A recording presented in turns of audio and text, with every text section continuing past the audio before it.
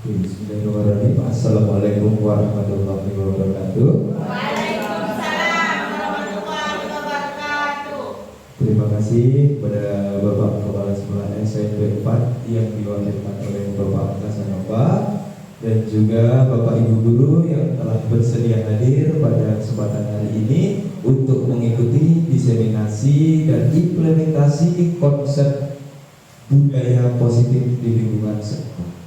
Nah, pada pagi hari ini kita akan memaparkan aksi nyata dari calon guru penggerak Ibu Sri Wahyuni MPD.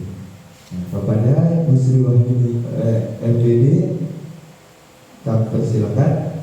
Terlebih dahulu akan dibuka acara kita oleh perwakilan dari Kepala Sekolah SMP Negeri 4 Pontianak yang diwakilkan oleh Bapak Kasanova. Oke, terima kasih MC kita Bapak Haris. Bismillahirrahmanirrahim. Assalamualaikum warahmatullahi wabarakatuh. Waalaikumsalam warahmatullahi wabarakatuh.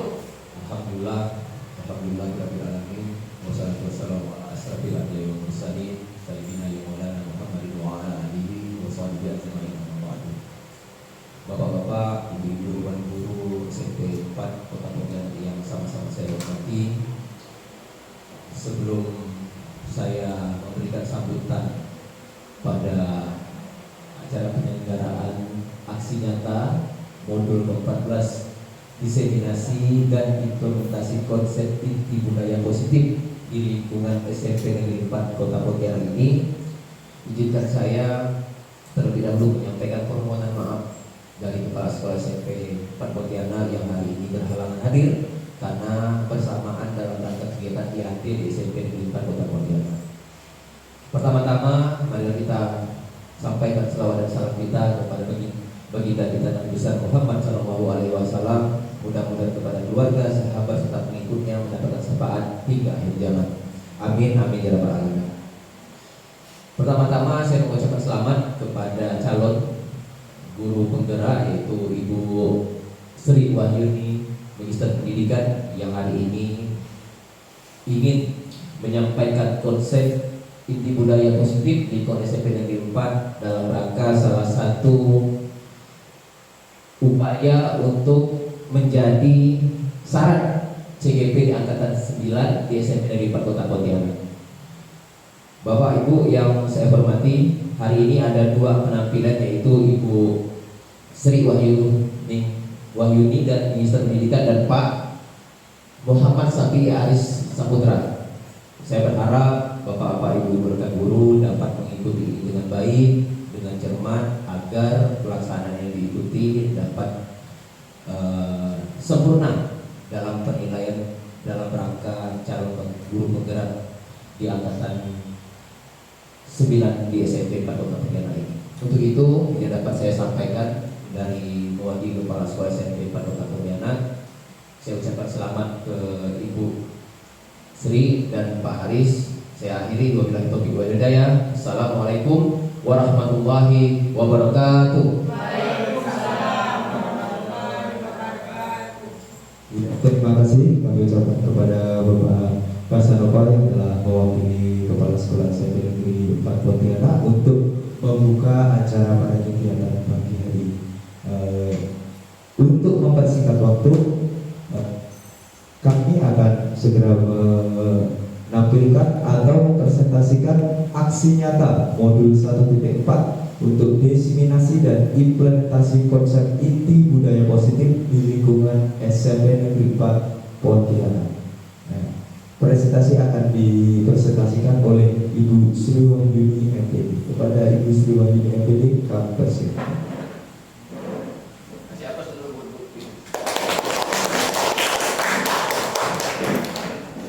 Sebelumnya saya ucapkan terima kasih kepada Bapak Kasanova yang sudah memberikan arahan sambutan sebagai perwakilan dari Bapak Kepala Sekolah yang kebetulan berhalangan hadir. Terima kasih juga kepada Pak Haris yang sudah membuka acara pada pagi hari ini. Bapak Ibu, mohon maaf izinkan saya untuk berdiri di depan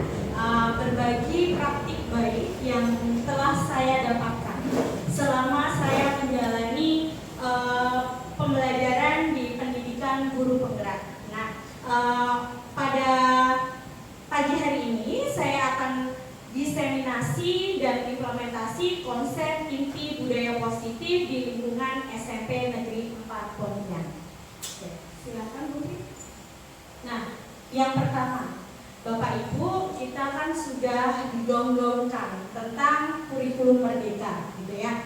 Nah, kurikulum merdeka ini sebenarnya konsep yang diambil dari Bapak Pendidikan kita, yaitu Ki Hajar Dewantara, di mana pendidikan dan pengajaran itu merupakan usaha persiapan dan persediaan untuk segala kepentingan hidup manusia, baik dalam hidup bermasyarakat, hidup berbudaya dalam arti yang seluas-luasnya.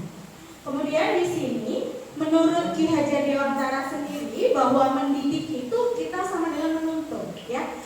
Artinya kita memberikan bimbingan penuh, kemudian menuntun, mendidik. Kalau ibaratnya Ki Hajar itu konsep bertani. Kalau kita sedang bertani itu kan kita menanam dulu. Menanam, kemudian merawatnya, memberikan apa yang sesuai dibutuhkan oleh peserta didik itu, gitu ya. Jadi nggak perlu diberikan yang banyak, tapi kita rawat anak itu seperti petani yang merawat tumbuhan padi agar tetap hidup. Butuhnya pupuk, diberikan pupuk. Butuhnya air, kita berikan air, gitu. Nah, dasar pendidikan anak seharusnya memang kita harus memperhatikan dua kodrat yang harus dipenuhi. Yang pertama ada kodrat alam dan yang kedua adalah kodrat zaman. Kodrat alam yang dimaksud apa? Dunia anak. Dunia anak dalam kurikulum merdeka ini adalah bermain. Jadi kita berikan pelajaran itu dengan cara yang menyenangkan, bukan lagi menuntut, tapi harus menuntun, gitu ya, membimbing. Kemudian yang kedua, kodrat zaman, berarti sesuai dengan perkembangan zaman saat ini, biar anak itu tidak tertinggal, ya, gitu. Kemudian selanjutnya, nah, dalam membimbing anak kita harus menciptakan budaya positif. Nah, budaya positif di sekolah itu merupakan tanggung jawab dari kita semua, gitu, dari seluruh warga sekolah. Lingkungan positif itu dapat tercipta jika kita mempunyai keyakinan dari setiap warga sekolah. Budaya ini bisa dibangun dengan memberikan rasa aman, rasa nyaman, merdeka, dan sikap mandiri. Inilah yang harus kita berikan ke anak, memberikan merdeka, ya. Kemudian dalam membangun kebiasaan itu, budaya positif di lingkungan sekolah, maka nilai baik yang bisa diterima peserta didik dengan membentuk karakter baik. Berikutnya, nah di sini konten dari modul yang saya pelajari. Yang pertama, saya mempelajari paradigma belajar. Bagaimana belajar itu seharusnya tadi yang menurut Ki Hajar Dewantara. Kemudian disiplin positif, memberikan motivasi perilaku manusia, kebutuhan dasar manusia, posisi kontrol atau restitusi. Nah, ini yang sering kita lakukan. Ketika anak melanggar, harusnya kita tuh harus bagaimana?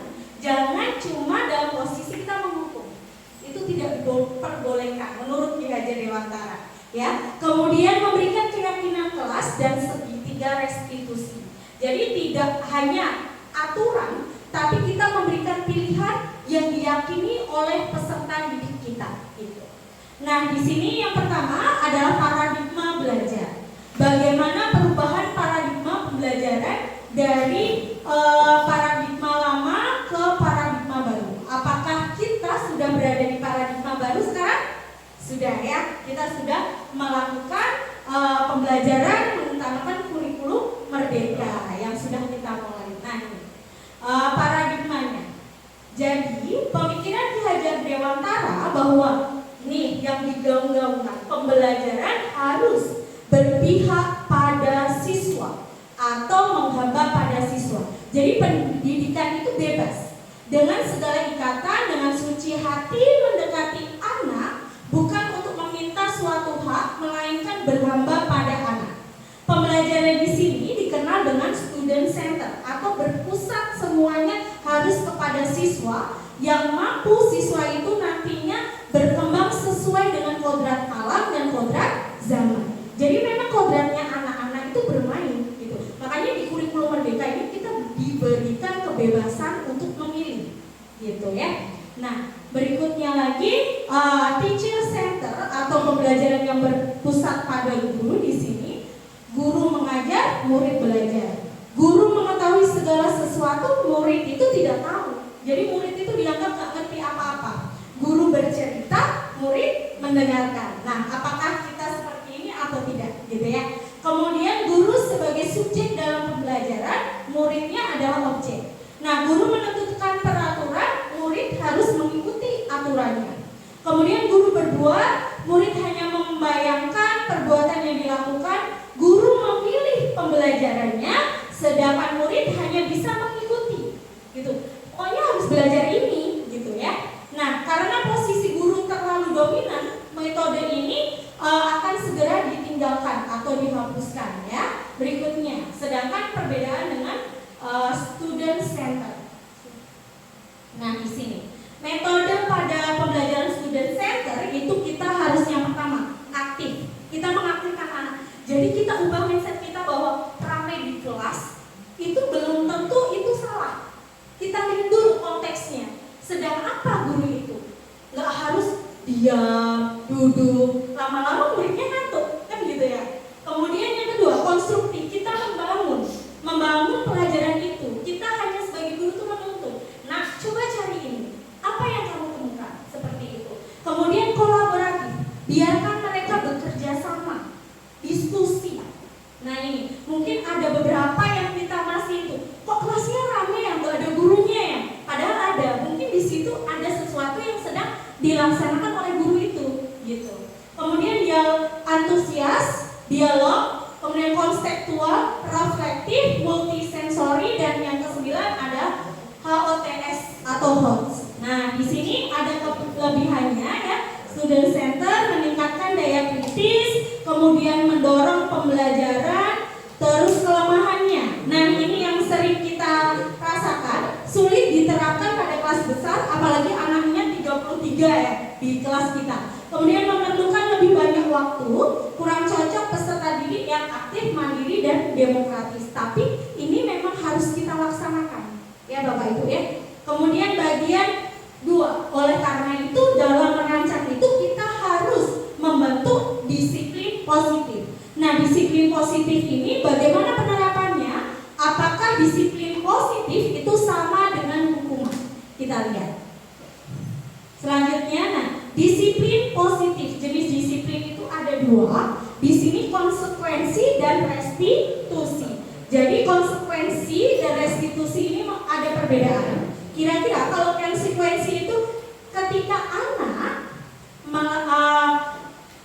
tidak mematuhi keyakinan kelas, itu dia akan mendapat tahu konsekuensinya apa berdasarkan yang dilanggar. Kemudian kalau restitusi di sini, setelah dia tahu dia akan melakukan perbaikannya. Kita sebagai guru itu menuntutnya. Kalau kamu berbuat ini, kamu salah atau benar? Setelah itu kalau kamu benar, kalau kamu salah, kira-kira apa yang harus diperbaiki?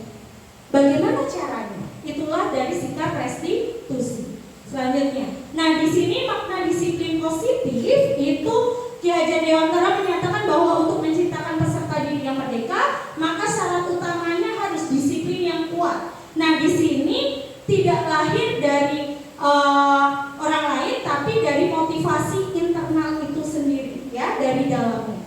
Kemudian selanjutnya, nah ini yang banyak kita lakukan, dihukum oleh penghargaan. Yang pertama dapat berpengaruh pada jangka panjang dan jangka pendek. Penghargaan ini tidak efektif, merusak hubungan, mengurangi ketepatan, kualitas, kreativitas, dan menghukum, mematikan motivasi internal. Selanjutnya, bagian ketiga, motivasi perilaku manusia. Semua tindakan itu pasti punya alasan. Nah, inilah yang harus kita lakukan, menggali kenapa murid itu melakukan kesalahan itu. Yang sering kita tidak pernah tanya. Ketika murid melanggar, nah, kenapa kamu pakai sepatunya? Tidak hitam. Sepatunya itu. Nah, basah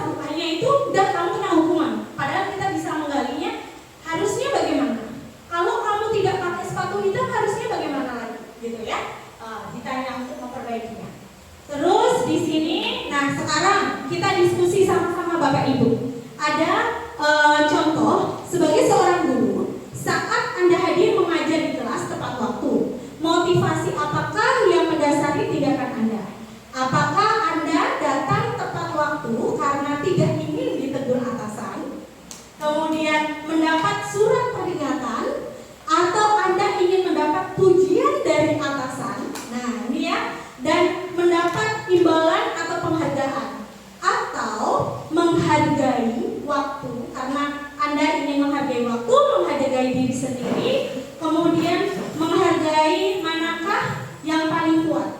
Bila sekolah Anda tidak ada peraturan yang mengharuskan guru untuk datang tepat waktu atau tidak ada teguran, nah apakah Anda akan datang tepat waktu untuk mengajar murid-murid Anda? Kira-kira gimana Bapak Ibu? Boleh? Kira-kira Bu Dewi mungkin? Oke, Bu Dewi, kalau misalnya nih nggak ada aturan nih di sekolah, bebas lah, nggak ada teguran, nggak ada apa, tapi apakah Bu Dewi ingin tetap datang tepat waktu? Ingin datang tepat waktu. Oke, boleh. Silakan Bu Dewi berdiri. Karena tugas saya sebagai guru, walaupun tidak ada aturan yang mengharuskan datang tepat waktu, saya akan datang tetap seperti jam biasanya saya datang. Karena itu merupakan adalah tugas dan kewajiban saya sebagai seorang guru. Oke, luar biasa. Wah, mantap ya. Jadi memang harus sebagai guru kita punya motivasi internal untuk datang tepat waktu. Gitu ya. Nah, mungkin itu ya. Oke. Mungkin kalau kita terlambat 5 menit mungkin, karena kan mungkin di jalan ada sesuatu, mungkin kita bisa membiasakan komunikasi dengan peserta didik, gitu ya. Oke, selanjutnya Putri. Nah, di sini motivasi perilaku itu biasanya kita sesuatu itu karena nggak nyaman atau takut dihukum, gitu ya. Mendapatkan dia dapat imbalan atau penghargaan. Nah, untuk menjadi orang yang mereka inginkan, menghargai diri sendiri dengan nilai yang mereka percaya itu adalah yang penting. Kita harus menghargai diri sendiri. Oke, selanjutnya. Nah, kebutuhan dasar manusia. Nah, ini ya. Jadi sebenarnya bersikap disiplin positif yang dilakukan oleh anak-anak kita itu kenapa dia bisa melanggar? Kemungkinan kebutuhan dasarnya itu tidak terpenuhi. Apa saja kebutuhan dasar itu? Coba.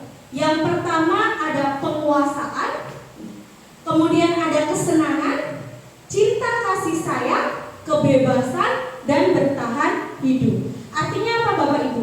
Kalau misalnya di rumah mereka kurang cinta kasih sayang, pasti di sekolah itu beraneka ragam untuk mendapat perhatian kita, gitu ya. Kemudian ada kesenangan, di ini nggak boleh, itu nggak boleh. Nah, pasti mereka melanggar untuk mendapatkan kesenangan itu, gitu. Kemudian kebebasan dilarang juga ya. Penguasaan, kalau penguasaan di sini nggak ada istilahnya pujian untuk mereka, gitu.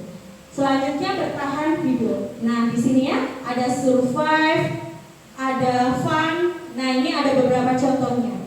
Kalau survive, Ibu Ambar, guru wali kelas 2A SD Pelita, itu menghadapi ulah salah satu murid. Berapa anak di kelas 2A telah datang padanya mengeluhkan Doni seringkali meminta bekal makanan. Jadi nggak dikasih uang. Akhirnya dia mengacau temannya. Itu bertahan hidup. Oke. Kalau kesenangan ini ya, yang ketiga itu bisa dibaca Bapak Ibu. Ayo kita diskusi sama-sama. Kira-kira yang sering dialami oleh Bu Suci, Bu Dewi, Bu Rina, Bu Nurbaiti, Pak Nova, kira-kira yang mana nih Pak? Sering dialami oleh siswa 1, 2, 3, 4. Yang sering bikin hal di kelasnya itu karena apa? Mana nih? Nomor 2. Cinta dan kasih sayang. Ya, memang kadang orang tua ini kita harus beri itu. Bu, Pak, mohon maaf, guru itu bukan tempat titipan. Ya, biasanya Bu, saya titipkan anak saya. Itu harus kita sama-sama hilangkan. Kita jawab. Nah, iya nggak boleh, langsung nggak boleh. Karena kami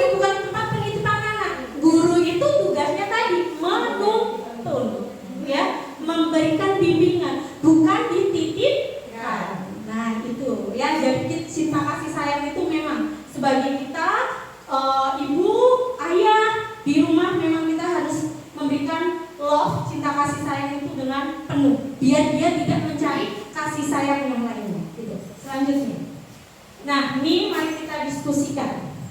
Yo, kira-kira bagaimana Bapak Ibu? Ihsan, siswa kelas 10A SMA Karakter Mulia. Ia anak yang pendiam dan pemalu. Selama jam istirahat, ia lebih banyak membaca buku di perpustakaan dan berdiam diri di kelas. Hari itu adalah hari technical meeting lomba debat antar SMA yang diikuti oleh tim debat SMA Karakter Mulia. Tiba-tiba ada kabar bahwa Adit, anak kelas 10B yang sudah didaftarkan mengikuti lomba debat, mewakili sekolah sakit demam, berdarah dan dirawat di rumah sakit sehingga tidak dapat menghadiri acara technical meeting. Kepala sekolah bertanya pada guru, siapakah sebaiknya menggantikan Adit? Guru-guru sepakat merekomendasikan Ihsan karena kinerjanya bagus di pelajaran bahasa Inggris dan pengetahuan luas. Ihsan akhirnya menghadiri technical meeting setelah bimbingan Pak Frans, guru pelatih debat. Mereka mewakili sekolah dan tim debat SMA Karakter Mulia menjadi juara umum. Sejak saat itu, Ihsan berubah menjadi anak yang lebih percaya diri, tidak pemalu dan pendiam lagi. Semua murid dan guru mengenal Ihsan si juara kompetensi debat. Pada jam istirahat, ia banyak menghabiskan waktu dengan teman-temannya. Ia juga semakin rajin dan mengikuti berbagai lomba debat. Ia menjadi ketua klub debat yang giat mempromosikan debat agar anggotanya bertambah. Ia juga berlatih semangat melatih juniornya. Kira-kira kebutuhan dasar mana yang sudah dipenuhi Ihsan tadi Bapak Ibu? Tadi kan ada kesenangan, penguasaan, kemudian bertahan hidup, kasih sayang. Kira-kira yang mana? Yang sudah dikuasai? Yang sudah dikuasai kira-kira yang mana? Apa Bu Rina? Apa Pak Yuda? Penguasaan, betul sekali. Luar biasa Pak Yuda ya. Penguasaan, boleh semangat Bapak Ibu. Penguasaannya karena setelah dia tahu kebutuhan dasarnya, dia menguasai segalanya, akhirnya dia tampil percaya diri. Artinya apa? Dia butuh bukan pujian ya, butuh apa namanya? Kepercayaan ya, butuh kepuasan dari dalam dirinya ya, gitu. Selanjutnya lagi bagian 5. Nah, ini Bu, Bapak Ibu, ini yang sering kita lakukan ya. Guru BK ya, Pak Iwan, ini posisi kontrol ini juga saya baru tahu nih di guru penggerak. Harus bagaimana menghadapi siswa kita yang luar biasa. Tapi ya balik lagi, kalau di SMP 4 ini memang ketika harus seperti itu, kayak bener gak ya? Bisa gak siswa saya kayak gitu? Sedangkan kita udah teriak-teriak dengan itu aja, mereka tidak tahu gitu ya. Apalagi ini dari head to head gitu ya Pak Aris. Ya, kita lihat di mana posisi kita. Nah, menurut dosen, restitusi itu merupakan menciptakan posisi bagi siswa untuk memperbaiki kesalahan mereka sehingga mereka bisa kembali ke kelompoknya itu dengan karakter yang lebih kuat. Tujuannya untuk membantu siswa lebih berdisiplin positif dan memulihkan dirinya ketika berbuat salah. Restitusi menguntungkan korban dan si pembuat salah. Artinya win-win solution. Tidak ada yang disalahkan, tidak ada yang menyalahkan. Dia di tengah-tengah gitu. Nah, di sini. Nah, itu untuk segitiga restitusi ada 3. Yang pertama menstabilkan identitas, validasi tindakan salah dan menanyakan keyakinan. Selanjutnya Putri. Nah, mari kita diskusikan kasus berikut. 1 ya, contohnya Tisa dan Hana dipanggil masuk ke ruangan Ibu Dewi. Ya Bu Dewi.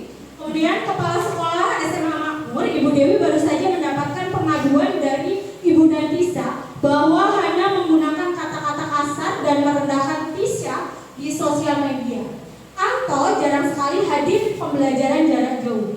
Dan pada saat hadir pun, Anto seringkali menggunakan kata-kata kasar di kolom chat mengejek teman-temannya. Hal ini sudah mengganggu dan beberapa orang tua murid mengikuti pembelajaran daring mengeluhkan tentang perilaku Anto di pembelajaran jarak jauh. Bila Anda sebagai seorang kepala sekolah, penerapan disiplin apakah yang harus dilakukan untuk kasus Hana dan kasus Anto? Mengapa? Jadi itu ada kasus siswa sama ya, kayak sekolah kita sering menggunakan kata-kata kasar-kasar untuk mengejek temannya. Kira-kira kalau kita itu ngapain Bapak Ibu? Kalau ketika ada seperti itu. Nah, sebagai kepala sekolah nih, mungkin yang belum bersuara, Bu Dewi. Nah, silakan. Terima kasih atas kesempatan yang diberikan. Jadi menurut pendapat saya mungkin seperti yang dikasih itu sebagai kepala sekolah yang pastinya pertama kali dilakukan adalah mengingatkan bahwa tindakan yang dilakukan oleh Hana maupun si Anto ini salah. Kemudian kita memberikan contoh akibat kalau kita masih melakukan perilaku tersebut, artinya memberikan kata-kata kasar yang tidak pada tempatnya. Secara otomatis ada yang merasa tersinggung, ada yang merasa tidak nyaman, yang menimbulkan permasalahan-permasalahan kecil hingga besar. Terus menanyakan kepada peserta didik tersebut apakah merasa bersalah setelah melakukan perilaku tersebut. Kemudian mengajarkan kembali bahwa kata-kata tersebut tidak layak untuk diucapkan baik pada sesama teman maupun kepada halayak ramai. Terima kasih. Terima kasih. Oke, luar biasa. Terima kasih. Nah, oke, selanjutnya akan ditanggapi oleh Pak Aris, ya, pemateri kita kedua, ya. Pak Aris akan memberikan tentang diseminasi implementasi budaya positif, meneruskan dari PowerPoint ini. Silakan Pak Aris, boleh diberi tanggapannya. Oke.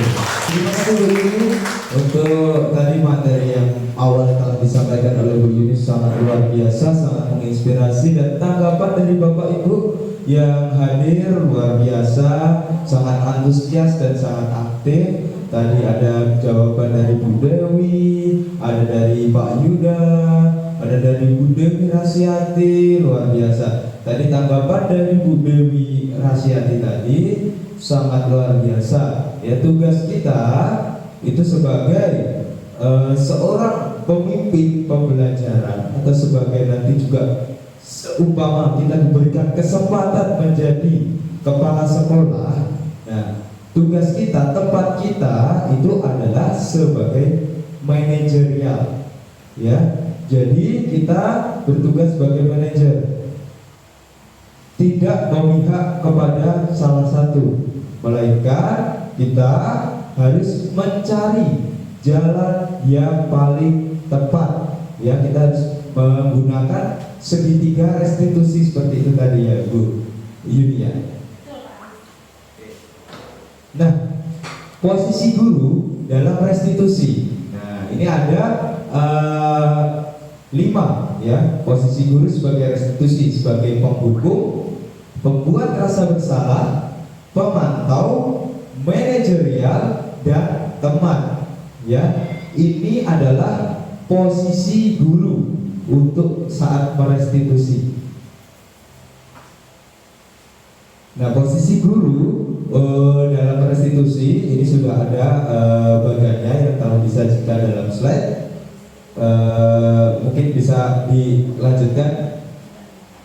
Nah, kita lanjutkan ke bagian 6, keyakinan kelas dan segitiga restitusi. Nah, yang sudah kita singgung tadi di awal, bagaimana menyusun keyakinan kelas. Dan sudahkah kita menerapkan segitiga restitusi dalam membimbing murid? Nah, di sini ada gambaran dari segitiga restitusi. Ya, tadi di awal adalah keyakinan kelas. Saya yakin bahwa Bapak Ibu di awal pembelajaran kita itu pasti sudah membuat dengan anak-anak yaitu kesepakatan kelas. Nah, kesepakatan kelas ini nanti akan menjadi sebuah keyakinan kelas itu ketika sudah berjalan ke depan, ya. Nah, semisal ada anak atau siswa kita itu tidak melaksanakan keyakinan kelas ini, nah ini tadi kita bisa menggunakan yang namanya segitiga restitusi. Nah, Di segitiga restitusi ada validasi tindakan yang salah, terus menanyakan keyakinan, terus menstabilkan. Yang awal itu dasarnya adalah menstabilkan terlebih dulu. Jadi semisal ada anak berbuat salah, itu yang pertama kita lakukan adalah menstabilkan dulu anaknya, ya. Jadi jangan langsung ngabak komi. Nah, jangan seperti itu. Kita stabilkan terlebih dahulu, Bapak Ibu ya. Nah, jadi kita stabilkan dulu anak-anaknya. Setelah distabilkan baru kita mencari atau memvalidasi tindakan yang telah dilakukan itu, ya. Terus setelah itu kita tanyakan tentang keyakinan kelas yang sudah kita buat. Nah, keyakinan kelas ini, keyakinan merupakan nilai-nilai kebaikan atau prinsip-prinsip yang disepakati secara universal oleh orang akan lebih semangat atau tergerak untuk melaksanakan keyakinan daripada hanya mengikuti aturan, ya. Jadi daripada kita mengikuti aturan itu, saya yakin bahwa orang-orang itu pasti lebih inisiatif atau tidak melanggar peraturan itu karena keyakinannya, seperti yang disampaikan oleh Bu Dewi Sartika tadi. Bu Dewi Sartika tadi menyampaikan bahwa beliau akan tetap berangkat tepat waktu walaupun tidak ada tadi peraturan bahwa harus datang tepat waktu. Nah, itu adalah salah satu dari sebuah keyakinan. Ya, jadi kalau kita sudah yakin yang ini yang benar, ya itu yang dijalankan. Oke. Nah, ini keyakinan kelas. Keyakinan kelas bersifat lebih abstrak daripada peraturan yang lebih rinci dan nyata. Keyakinan kelas berupa pernyataan-pernyataan universal. Pernyataan keyakinan kelas selalu dibuat dalam bentuk positif. Keyakinan kelas harus dibuat tidak terlalu banyak sehingga mudah diingat dan dipahami oleh semua anggota kelas. Keyakinan kelas hendaknya sesuatu yang dapat diterapkan di lingkungan itu. Semua anggota kelas hendaknya ikut berkontribusi dalam pembuatan keyakinan kelas melalui kegiatan curah pendapat. Semua anggota kelas bersedia meninjau kembali keyakinan kelas dari waktu ke waktu. Nah, seperti itu.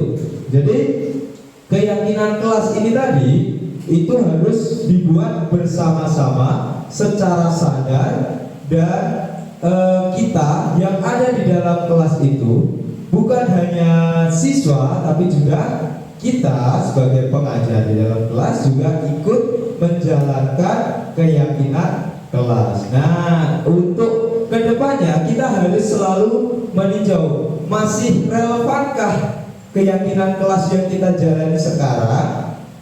Nah, itu selalu di-upgrade ya untuk keyakinan kelasnya. Nah, terus untuk menyusun keyakinan kelas itu harus memberikan kesempatan kepada semua peserta didik untuk berpendapat tentang peraturan yang perlu disepakati di kelas. Terus mencatat semua masukan peserta didik di papan tulis atau di kertas besar sehingga semua peserta didik bisa melihatnya. Menyusun keyakinan kelas sesuai prosedur pembentukan keyakinan kelas. Terus kalimat negatif, ubah kalimat negatif menjadi positif. Contoh, jangan berlari di kelas menjadi berjalanlah di kelas. Nah, jadi dalam sebuah keyakinan kelas itu isinya adalah kalimat-kalimat positif. Ya, kalau mungkin misal kita ada kesepakatan kelas itu masih ada kata-kata jangan itu tadi, jangan buang sampah sembarangan. Nah, itu jadi ganti menjadi buanglah sampah pada tempatnya. Nah, seperti itu ya. Untuk kesepakatan kelas atau keyakinan kelas ini diusahakan nggak usah terlalu banyak tata. Terlalu banyak pun juga kalau tidak diingat buat apa? Ya, yang penting-penting saja. Nah, next untuk ini contoh keyakinan kelas. Nah, keyakinan kelas 1. Setiap anggota kelas perlu belajar. Setiap anggota kelas perlu senang. Setiap anggota kelas perlu melakukan tugas, atau setiap anggota kelas perlu saling menghargai. Setiap anggota kelas perlu merasa aman. Nah, itu jadi nggak usah, jangan mengganggu kawan sekelas. Nah, itu termasuk kalimat yang negatif, ya. Oke, lanjut. Nah, penerapan keyakinan kelas. Dalam penerapan keyakinan kelas, jika terjadi pelanggaran, tentu akan ada sanksi, hukuman atau restitusi. Hukuman merupakan identitas gagal dan disiplin merupakan identitas berhasil. Nah, coba semisal ini kan ada hukuman dan disiplin. Nah, contoh kalau hukuman itu seperti apa ya? Mungkin Pak Iwan bisa menjelaskan kalau hukuman ya sebagai guru dari BK. Assalamualaikum warahmatullahi wabarakatuh. Waalaikumsalam warahmatullahi wabarakatuh. Selama saya menjabat sebagai guru BK, bahwa hukuman yang memang tadi berupa restitusi itu merupakan salah satu hukuman yang memang sewajarnya dalam dunia pendidikan. Nah, menurut saya seperti itu, hukuman untuk anak apabila ada kesalahan. Kalau menurut saya, anak itu Pak, yang membuat dia cenderung bersalah, tapi kita bukan dengan hukum dia seperti misalnya ya Pak ya, ini contoh kasus saja, kita hukum anak itu suruh mengus sampah. Ternyata anak itu mengus sampah hanya sebagian, tidak sesuai dengan ekspektasi yang kita itu, sesuai dengan realita ya. Tapi seharusnya anak itu harus sesuaikan dengan apa yang kita sampaikan. Biasa kalau saya lihat, ini contoh kecil saja, kita suruh dia buang sampah pada tempatnya. Ternyata dia buang sampah itu di tempatnya, hanya sebarang saja. Kadang ada sampah di tempatnya. Nah, kalau kita hukum anak itu, kita merasa gagal ya Pak ya. Tapi dalam kajian seperti itu, kita harus memberikan dia suatu renungan atau pandangan yang terkait tentang motivasi agar anak itu dapat menumbuhkan tentang dirinya terhadap hukuman, agar anak itu tidak dapat melakukan lagi kembali kesalahan yang semestinya dibuatnya. Nah, seperti itu Pak ya. Menurut saya harus merangkul anak itu dengan suatu permasalahan agar permasalahan itu tidak kembali lagi kepada dirinya. Nah, seperti itu Pak, saya kembalikan. Iya, terima kasih kepada Pak Iwan yang telah menyampaikan itu tadi kesannya untuk hukuman ya. Tapi untuk sudah sangat baik yang disampaikan oleh Pak Iwan. Nah, namun ini di penerapan keyakinan kelas. Nah, contoh hukuman itu, kalau hukuman itu terjadi itu karena spontan, karena tidak terencana. Sedangkan kalau tadi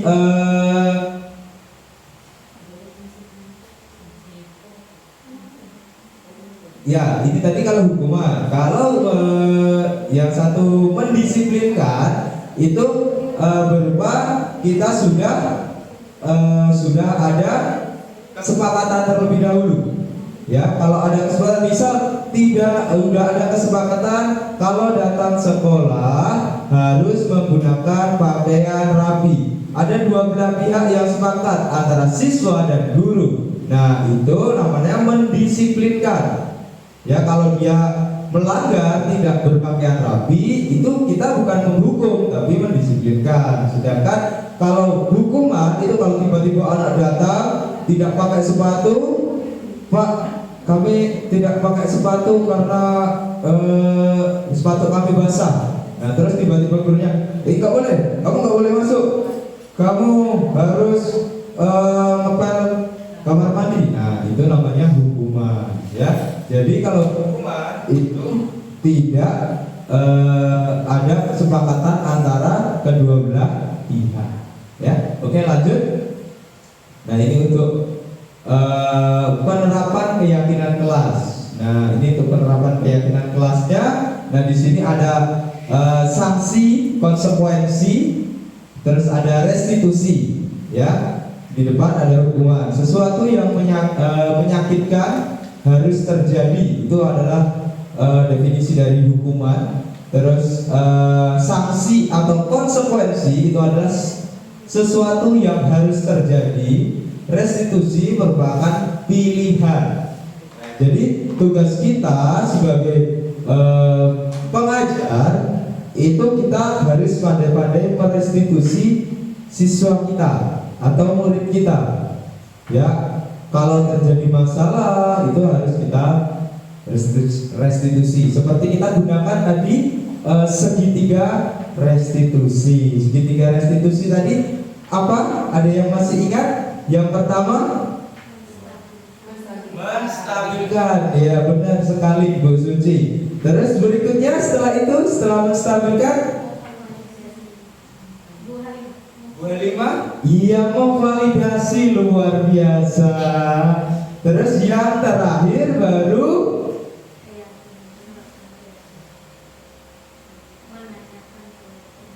menanyakan keyakinan. Oke, sangat luar biasa ya. Oke, mungkin seperti ini implementasi atau aksi nyata yang saya dan Bu Yuni aksikan atau tampilkan itu seperti ini. Mungkin ada sedikit tambahan dari Bu Yuni. Silakan Bu Yuni untuk menyampaikan beberapa. Terima kasih. Selanjutnya ya Pak, kita diskusi saja. Diskusi terkait sebenarnya ada nggak ya permasalahan di sekolah ini yang bikin kesel banget gitu kan? Itu harusnya bagaimana? Nah, mungkin ada yang ingin berbagi pengalaman terkait disiplin positif atau keyakinan kelas yang sudah diterapkan oleh Bapak Ibu. Silakan. Oke. Bapak Nova, silakan Pak. Beri tepuk tangan dulu buat Jadi saya coba untuk lebih enaknya nih di keyakinan kelas. Saya ingin diskusi saja dengan Bu Yuni, Pak Aris, dan rekan guru yang lain. Berkaitan dengan keyakinan, hampir semua guru itu kan melaksanakan keyakinan itu kan di kelas masing-masing, dan pasti rata-rata berbeda konsep. Hanya saya ingin sampaikan mendiskusikan bahwa ada apakah dibolehkan penawaran terhadap murid untuk membuat kesepakatan bersama antara guru bahwa ide murid itu kita akomodir dengan baik, walaupun tetap kita bisa tadi disertasi terlebih dahulu ini baik atau tidak, ataukah ini hanya untuk mengumpulkan tugas saja mengajak mereka diskusi. Ini mohon maaf, saya membuka ruang diskusi di kelas ini. Saya punya catat contoh. Saya punya kesepakatan di kelas E misalnya, di kelas 9, bahwa karena saya olahraga, wajib semua anak-anak menggunakan baju olahraga pada saat turun di lapangan. Apabila tidak, maka anak tersebut akan saya berikan sanksi atau hukuman, karena keyakinan disiplin itu sudah disepakati seperti yang disampaikan oleh Pak Haris tadi. Begitu, beda dengan ceritanya hukuman spontan, kan begitu. Nah, yang mau saya sampaikan bahwa apakah memang ada peluang murid di kelas 7 atau sampai kelas 9 memberikan mereka ruang dalam rangka Pak, boleh nggak aturan di kelas kita nih selama Pak Nova ada semester ini begini loh Pak, kami inginkan. Nah, jadi ada kesepakatan bersama tadi. Tapi bukan hanya mengumpulkan tugas mereka memberikan penyampaian itu, tapi kita terima saja. Mohon maaf ya, biasanya kan umumnya kita terima saja tapi tidak kita laksanakan. Nah, apakah ada peluang itu? Nah, itu yang pertama. Yang kedua, berkaitan dengan kodrat. Saya agak senang kalau diskusi tentang kodrat siswa. Kita sama-sama pahami bahwa di usia 12-14 itu memang kodrat yang bermain, karena berkaitan dengan anak-anak itu harus paham dalam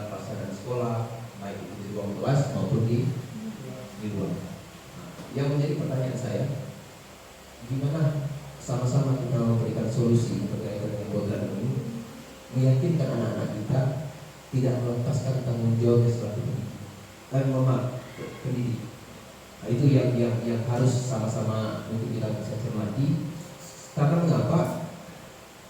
Kita berikan kewenangan dia untuk bermain sekian persen, tapi banyak pengalaman berapa kali kita mengajar, mungkin teman-teman punya pengalaman kebablasan dalam pasangan. Nah, itu yang mungkin menjadi kodrat itu tidak kita lepaskan sebagai anak-anak untuk bermain tadi, tapi tidak melepaskan tanggung jawabnya apabila ada tugas yang wajib mereka kerjakan. Nah, mungkin itu saja. Terima kasih. Terima kasih Pak Nova, pertanyaan yang sungguh luar biasa ya. Oke, benar sekali. Jadi kalau diskusi seperti ini, jadi kita membuka pikiran sama-sama. Kita open mind bagaimana ya sebagai pendidik ini seharusnya. Oke, mungkin Pak Aris mau memberikan tanggapan duluan? Oh, boleh. Silakan. Oke, silakan Pak. Ya, biar Bu Yuni nanti menambahkan ya. Tadi untuk keyakinan kelas itu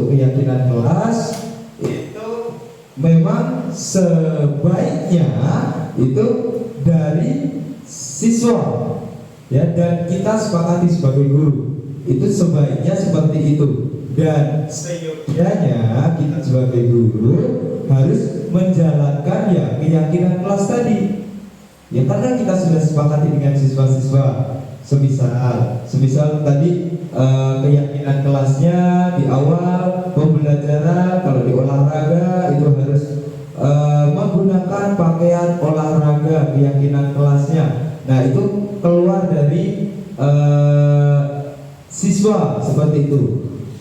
Nah, kedepannya harus berjalan seperti itu. Dan tadi Pak Nova ya, tadi ada semisal hanya menggugurkan, ya hanya menggugurkan. Nah, di situ adanya tadi yang evaluasi tadi Pak, ya. Jadi keyakinan kelas itu tidak paten, ya, bisa berubah sewaktu-waktu.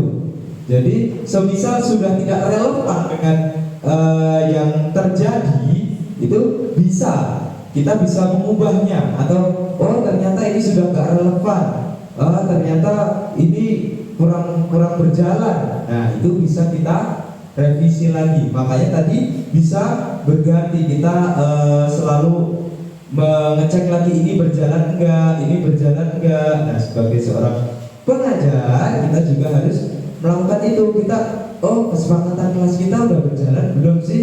Nah, seperti itu. Mungkin seperti itu. Terus tadi untuk kodrat zaman ya, kodrat zaman atau kodrat alam. Nah, memang mau seperti apapun, kalau menurut Ki Hajar Dewantara, kodrat alam atau kodrat zaman anak-anak ya seperti itu, ya bermain. Tapi bagaimana caranya agar walau cuma bermain, anak-anak itu juga mendapatkan sebuah pembelajaran, ya apapun itu kita bisa sisipkan dengan numeraksi, literasi di sebuah permainan. Mereka main, ya bagaimana lagi? Mereka kan usia-usia di mana anak-anak itu sukanya bermain. Ya kita harus mungkin kita yang menjadi atau dapatkan tuntutan untuk mendapatkan hal-hal baru, pembelajaran baru. Ya mungkin akan ditambahkan dengan sedikit metode-metode yang terbaru, atau ditambahkan permainan-permainan supaya dia lebih menarik. Mungkin akan ditambahkan Bu Yuni, silakan Bu Yuni. Oke, terima kasih Pak Aris, sudah luar biasa sekali dalam penyampaiannya. Mungkin saya hanya menambahkan sedikit saja Pak. Begini Bapak Ibu, keyakinan kelas sebenarnya nilai-nilai yang diambil itu hasil dari diskusi dengan siswa. Jadi sebelumnya ini kita tanya dulu. Nah, selama 1 semester ke depan, gitu kan? Selama 1 semester ke depan kita pengennya itu kelasnya seperti apa? Apa yang kalian mau?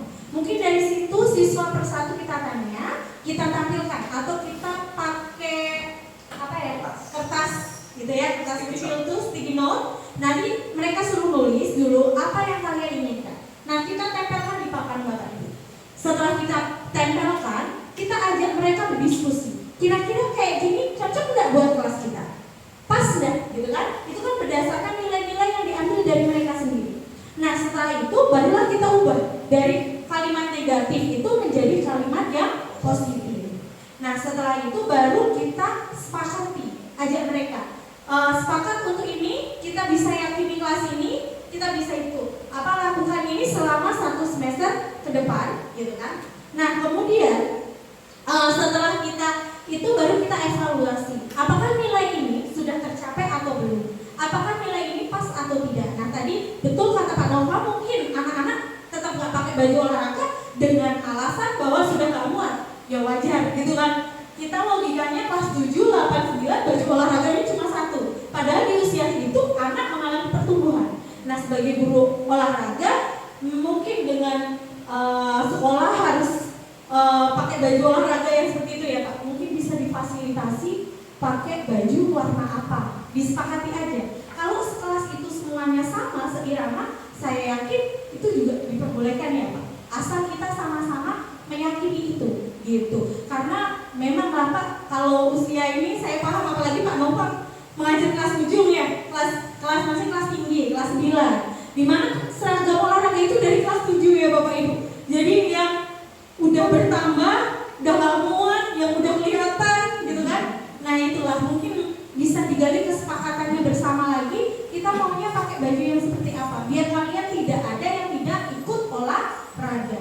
Karena nilai-nilai keyakinan kelas ini bisa kita evaluasi bersama. Karena nilai yang diambil, diperoleh, diyakini itu dari siswa sendiri kembali ke siswa. Tujuan kita cuma satu. Kalau menurut Ki Hajar Dewantara, berpihak, berhamba pada anak. Ya, gitu. Tujuannya itu. Jadi guru itu sebenarnya sekarang tuh mau apa? Kita bimbing aja mereka, gitu. Biar mereka menemukan kemerdekaan gitu ya. Makanya adalah kurikulum merdeka. Karena selama ini kita terlalu dituntut harus seperti ini, seperti ini.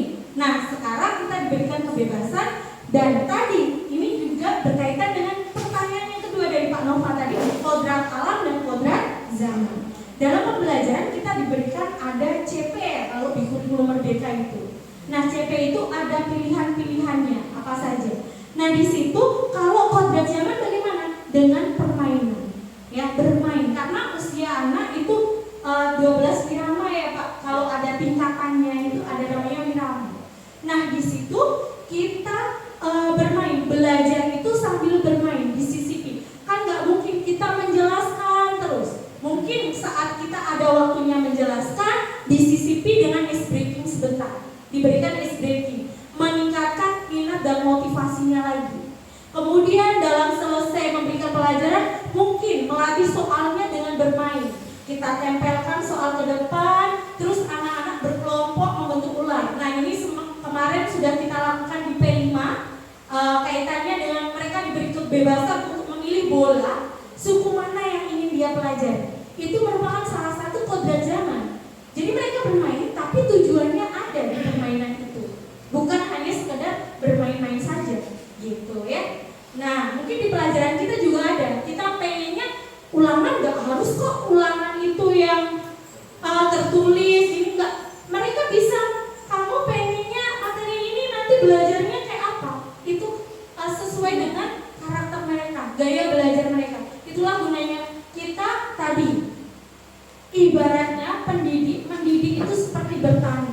Kita nggak boleh ngasih pupuk yang berlebihan. Akhirnya tumbuhan itu nggak bisa tumbuh maksimal, nggak bisa menghasilkan.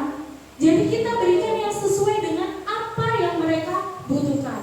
Memang di kurikulum ini kita repot sekali, ya. Nah, gunanya itu untuk menciptakan tadi keyakinan ini dibentuk untuk membentuk suatu disiplin positif, budaya positif di lingkungan SMP Negeri 4. Nah, itu ya Bapak Ibu. Karena kalau aturan saja yang kita berikan, siswa itu pasti kan aturan yang buat bukan kami, gitu kan? Padahal seharusnya aturan itu yang diyakini dari mereka kita gali, kemudian kita lakukan, kita refleksikan bersama. Apakah sudah benar atau tidak? Jika kurang, mari kita gali lagi, gitu. Agar disiplin positif itu tidak hanya diikuti oleh guru atau siswa itu saja, tapi semuanya. Begitu. Bagaimana Pak Nova?